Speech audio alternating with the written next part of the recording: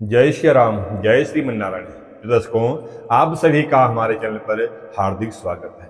आज के इस वीडियो में बात करेंगे इस वर्ष 2024 में कार्तिक मास के महत्व के बारे में।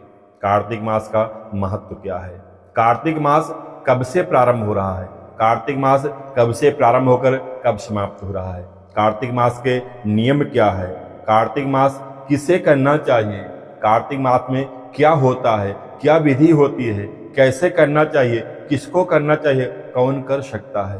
कार्तिक मास में स्नान के नियम की विधि क्या है? कब स्नान करना चाहिए? कैसे स्नान करना चाहिए? तुलसी पूजन कैसे करना चाहिए? दीपदान कैसे करना चाहिए? अर्थात कार्तिक माह में जो कार्तिक महत्व की विशेषता बताई गई है वो संपूर्ण जानकारी आपको इसी वीडियो में मिल जाएगी। साथ ही आपसे निवेदन है, जो लोग चैनल पर पहली बार आए हैं या जो अभी तक हमारे चैनल को सब्सक्राइब नहीं किए हैं, ऐसे उत्तम जानकारी प्राप्त करने के लिए अभी ही हमारे चैनल को सब्सक्राइब करके ये बेल आइकन को प्रेस कर। भगवान नारायण जी का सबसे प्रिय मास कार्तिक मास कहा गया है। कार्तिक मास की जितनी बड़ी विशेषता कही जाए उतनी बड़ी कम है, क्योंकि यह परम पवित्र और पावन माह भगवान नारायण जी का कहा गया है। 12 माह में सबसे प्रिय माह यदि भगवान नारायण कोई है तो वह है कार्तिक माह।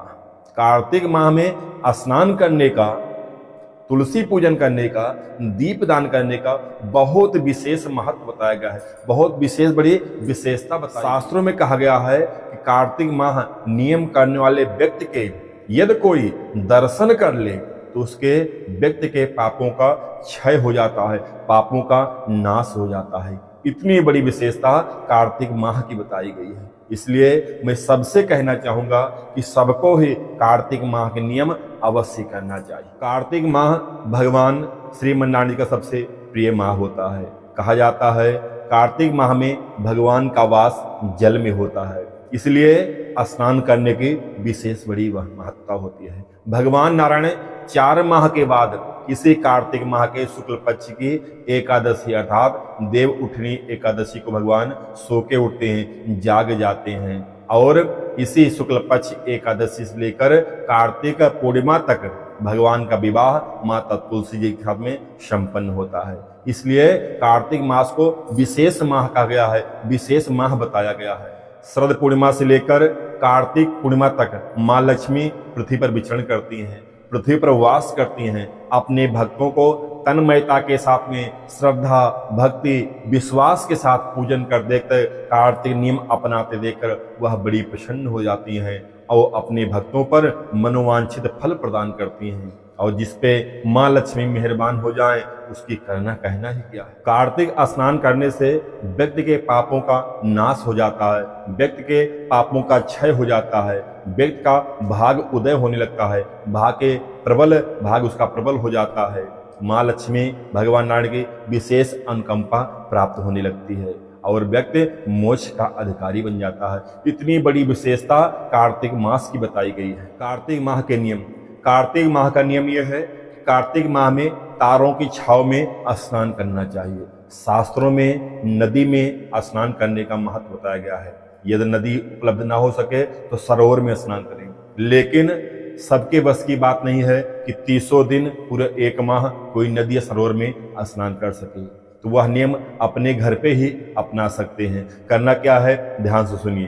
कार्तिक माह जब से शुरू होता है वह उसी दिन से प्रातः अर्थात सुबह 5 बजे के पहले, अर्थात जब तारे आसमान दिखाई दें उसी की छांव में हमें स्नान करना है। सुबह 5 बजे के पहले पहले स्नान करें। स्नान कैसे करें? जिसमें आप स्नान करते हैं, चाहे वह बाल्टी हो, चाहे वह टप हो, चाहे वह जो भी पात्र हो जिसमें आप स्नान करते हैं, उसमें पहले थोड़ा गंगा जल डाल दें, उसके बाद में पानी से वह पात्र भर दें। अब उसी से आपको स्नान करना है। और कैसे करना है? हर हर गंगे, हर हर गंगे, हर हर गंगे। आप स्नान करते रहिए और हर हर गंगे उच्चारण करते रहिए, अर्थात आपका भाव ये रहे कि हम गंगा जी में स्नान कर रहे हैं। स्नान करने के बाद में स्वच्छ और साफ वस्त्र पहन लें। उसके बाद में माँ तुलसी के पास पहुंची, जहाँ तुलसी का वृक्ष हो, जहाँ तुलसी का पौधा आपने रखा हो, उस पे आप 1 लोटा जल अर्पित करें माता जी पर। चंदन, कुमकुम, हल्दी लगाएं, उसके बाद अक्षत पुष्प चढ़ाएं, धूप बत्ती दिखाएं एक कपूर जलाकर माता तुलसी की अर्चन करें। उसके बाद में कुछ भोग, मीठा हो, फल हो, या कुछ ना हो तो मिश्री दाना, मेवा भी कुछ हो, भोग लगा। उसके बाद में एक घी का दीपक तुलसी माता के नीचे अर्पित कर दें और गुनगुनाते रहें, तुलसी महारानी नमो नमो, हर की पटरानी नमो। ऐसा कहते हुए माता जी का पूजन अर्चन वंदन करते रहें और एक दीपक जगा के वहां रखें। तो अपने घर में, अपने मंदिर पहुंचकर भगवान नारायण की फोटो हो, मूर्ति हो, या भगवान शालिग्राम का विग्रह हो, आप उनका पूजन अर्चन वंदन करें, धूप दीप करें और कुछ भोग वहां भी अर्पित करें। तुलसी पत्ता समर्पित करना न भूलें।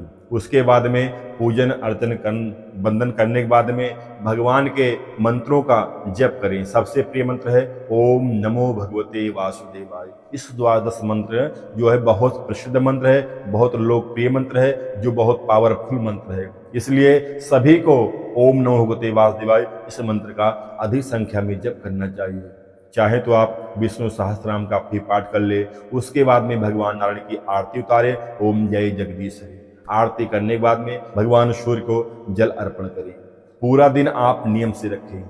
शाम को फिर आप जो है स्नान आदि करके स्वच्छ होकर माँ तुलसी को केवल जल नहीं चढ़ाना है, बाकी अक्षत पुष्प धूप दीप आज से पूजन करें। एक दीपक रख के जला के वहां पे रख दें। अपने मंदिर में भगवान का पूजन करें। ऐसे आपको दोनों समय पूजन करना है पूरे एक माह। आश्विनी पूर्णिमा से लेकर कार्तिक पूर्णिमा तक आपको यह नियम करना है। इस माह में आपको मांस मदिरा भक्षण नहीं करना है। जितना हो सके सात्विक भोजन ग्रहण करें, तामसिक भोजन से दूर रहें। ब्रह्मचर्य व्रत का धारण करें और सात्विक भोजन करें। हो सके तो लहसुन प्याज का भी त्याग कर दें। कार्तिक माह नियम किसे करना चाहिए, यह नियम कौन कर सकता है, किसे करना चाहिए, ध्यान दें। कार्तिक नियम कोई भी कर सकता है, स्त्री हो या पुरुष हो, बच्ची हो या बच्चा हो, कोई भी कर सकता है। जो व्यक्ति समझदार हो अर्थात 12 साल से ऊपर बच्चा भी करने का अधिकारी है, और बुजुर्ग कितना भी हो, जिसकी सामर्थ्य हो वह कर सकता है। अर्थात 12 साल के ऊपर कोई भी व्यक्ति हो उसे यह तुलसी पूजन, कार्तिक स्नान, दीपदान अवश्य करना चाहिए। कार्तिक नियम अवश्य ही करना चाहिए। इस वर्ष 2024 में कार्तिक माह का प्रारंभ शुक्रवार 18 अक्टूबर से प्रारंभ हो रहा है, जो शुक्रवार 15 नवंबर कार्तिक पूर्णिमा तक चलेगा। लेकिन कार्तिक नियम का प्रारंभ जो है वह अश्विनी पूर्णिमा से होगा, जिसे हम कुआर की पूर्णिमा कहते हैं। कुआर की पूर्णिमा से लेकर कार्तिक पूर्णिमा तक यह एक माह का नियम चलेगा। गुरुवार 17 अक्टूबर को अश्विनी माह की पूर्णिमा है। तो हमें जो नियम कार्तिक का अपनाना है, प्रारंभ करना है, शुभारंभ करना है, वह गुरुवार 17 अक्टूबर से प्रारंभ करना है और कार्तिक पूर्णिमा तक अर्थात शुक्रवार 15 नवंबर तक हमें यह नियम अपनाना। ऐसा कहा जाता है जो व्यक्ति कार्तिक माह का नियम करता है, कार्तिक में स्नान करता है, तुलसी पूजन करता है, दीपदान करता है, वह भगवान का परम प्रिय भक्त बन जाता है, भगवान नारायण का दास बन जाता है। उसके सारे पापों का क्षय हो जाता है, सारे गलतियों का क्षय हो जाता है, उसके सारे पापों का नाश हो जाता है, पुण्य का उदय होने लगता है, भाग्य का उदय होने लगता है। भगवान नारायण को पालन करता कहा गया है। भगवान नारायण की असीम अनुकंपा प्राप्त होने लगती है। वह व्यक्ति सुखी सुखी जीवन यापन करते हुए और मोक्ष का अधिकारी बन जाता है। इतनी बड़ी विशेषता कार्तिक मास की बताई गई है। बहुत बड़ी विशेषता शास्त्रों में जिसका वर्णन किया गया है। कार्तिक माह सबसे परम पावन पुनीत माह कहा गया है भगवान विष्णु के लिए। इसलिए सभी को कार्तिक माह के नियम अवश्य ही करना चाहिए। मैं अपने दर्शकों से कहना चाहूँगा, जो हमें अपना मानते हैं, जो हमें अपना जानते हैं, जो हमारी बातों को मानते हैं, मैं उनसे कहना चाहूँगा यह परम पुनीत पावन माह कार्तिक आ रहा है, तो हमें जितना हो सके इसमें तन्मयता श्रद्धा भक्ति के साथ में डूब जाना चाहिए। जब जागो तभी सवेरा, जब यह हमें जानने मिल जाए तभी से हमें यह नियम कर देना चाहिए। भाइयों बहनों, यह मनुष्य जन्म कभी पता नहीं आगे मिले या न मिले। कहा जाता शास्त्रों में कि 84 लाख योनियों के बाद पापों का भोग करने के बाद में यह मनुष्य देह मिलती है, मनुष्य शरीर मिलता है। तो इसे व्यर्थ न जाने दें। इसलिए हमें स्वयं जो है आगे बढ़कर इस कार्तिक मास का नियम करना चाहिए। जितनी मैं विधि बताया हूँ यह आपको कठिन लग रही है तो आप इसमें जो सुलभ हो वही अपना लीजिए। अर्थात ये तो पूरा अगर नियम कर लेते हैं, आप करना चाहते हैं तो पूरा नियम करिए। ये पूरा नियम नहीं हो सकता है, इसमें जो भी आपको नियम सुलभ लगे आप वही नियम पकड़ लीजिए। लेकिन वही नियम जो आप कर रहे हैं 1 माह करते चलिए, जितना हो सके इसमें आप जोड़ते रहिए और अच्छा करते रहिए। लेकिन कार्तिक माह में नियम कुछ ना कुछ जरूर, यही कहना था, यही संदेश आप सबको देना हमारा फर्ज बनता है। मैं आप सबको अवगत कराता रहा। आशा करता हूं आप सब हमारी इस वीडियो से संतुष्ट होंगे।